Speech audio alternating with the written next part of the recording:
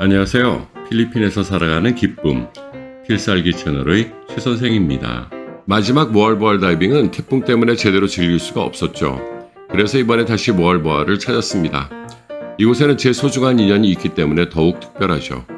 그렇게 다녀온 4박 5일의 다이빙 기록이자 모알보알의 최신 소식입니다. 모알보알 엄청 변했더라고요.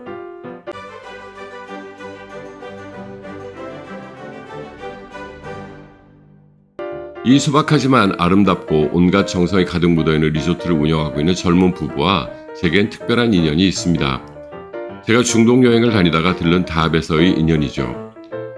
이제 막 다합에 들른 중년이 제게 이 부부는 너무도 소중한 도움들을 주었었습니다. 그런데 아내의 얼굴이 너무 눈에 익은 겁니다. 혹시 실수라도 하는 것 아닐까 싶어 조심하다가 너무 궁금해서 물어봤죠. 그랬더니 본인도 제가 눈에 익은 모습이라고 하네요. 서로의 과거를 이야기하다 보니 제가 강의를 했던 학원의 학생이었다는 인연이 있었더라고요. 저라고 어떻게 그 많은 학생들을 다 기억하겠습니까? 아마 그때에도 이렇게 항상 밝고 열심히 공부하던 학생이니 기억하고 있었겠죠. 그렇게 이어진 인연이 같은 필리핀이라는 공간까지 계속된 것입니다. 이 부부가 자신들만의 리조트를 만들었다고 해서 진작부터 오고 싶었지만 계속 예약이 가득 차서 이제야 올 기회를 얻었네요. 두 사람의 성향처럼 아기자기하면서도 마음이 평화로워지는 멋진 곳입니다. 특히 이 식당에서 바라보는 바다 경치가 그만입니다. 그리고 때로는 맥주 한 병 들고 이 정자로 올라가 보세요. 바람이 불어주는 노래를 들으며 행복한 시간을 보내실 수도 있답니다. 이곳에 온 목적을 해결하기 위해 바다로 나아갑니다. 모알보알 다이빙은 이 시작 부분이 좀 어렵죠. 비치 지역의 수심이 낮아서 배를 타려면 좀 걸어 나가야 합니다. 하지만 아름다운 바다를 가로질러 걸어보는 것도 색다른 추억이죠. 처음 간 곳은 페스카도르였습니다. 2년 전에 왔을 때에는 태풍 피해로 마음이 아플 정도로 망가졌었는데 이젠 이렇게 아름다운 곳으로 변했네요. 바다의 생명력은 놀라울 따름입니다. 그리고 찾아간 해골 둥굴. 수심이 좀 있긴 하지만 이 내부에서 바라보는 모습은 항상 경이롭습니다. 우리가 제일 먼저 도착해서 마음껏 즐기고 나왔더니 이렇게 많은 다이버들이 줄을 지어 기다리고 있네요. 안전정지 구간에 이르니 우리가 뱉어놨던 공기방울들이 다시 찾아와 우리를 반겨줍니다. 그리고 이어진 리조트 주변의 다이빙 포인트들. 이 포인트들은 리조트에서 5분에서 10분 정도의 거리라 더욱 친근하게 느껴지는 곳들입니다. 그리고 실은 제가 정말 사랑하는 포인트들이기도 하죠. 저는 지형 다이빙을 제일 좋아하는데 이곳의 어떤 사이트에 들어가더라도 이런 멋진 지형을 감상할 수 있으니까요. 기기묘묘한 지형들을 따라 눈을 돌리다 보면 쉽게 발견할 수 있는 거북이들도 고맙죠. 거북이는 언제나 만나도 반가운 친구입니다. 그 점잖은 모습도 반갑지만 저는 거북이와 눈을 마주칠 수 있는 기회를 얻는다는 것이 더욱 행복하더라고요. 느리지만 우아한 거북이들과 함께 다이빙을 할 수 있다는 것도 모알보알 다이빙이 가진 장점이죠. 즐거운 다이빙을 마치고 나오면 언제나 맛있는 음식들이 우리를 살찌우기 위해 기다리고 있습니다. 맛까지 좋아서 다이어트를 하고 있는 제 입장에서는 매우 위험한 곳이었습니다. 그리고 이어진 다이빙. 바로 리조트 앞바다에 펼쳐진 정어리 떼와의 환상적인 유형이었습니다. 태풍 때 흩어졌던 정어리 떼들이 이제 다시 모이기 시작했다고 하는데 시작한 것이 이 정도라면 제대로 회복되었을 때는 얼마나 장관일까 기대가 되는 순간이었습니다.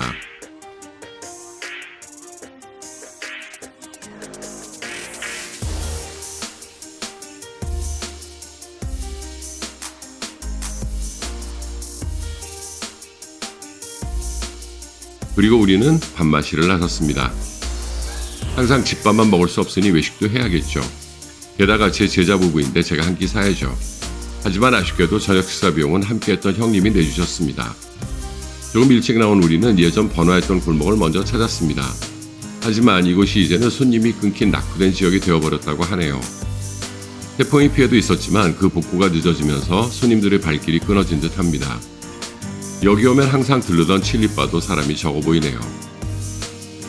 그리고 골목 전체가 불이 꺼져서 물씬연스러웠습니다. 그에 반해 예전에 작은 사리사리 스토어만 있던 동네가 엄청 발전했습니다. 여기엔 이렇게 한국마트도 입점해 있었네요. 모든 식당에 서양인들이 가득 차 있었고 거리 전체가 활기를 띠고 있었습니다.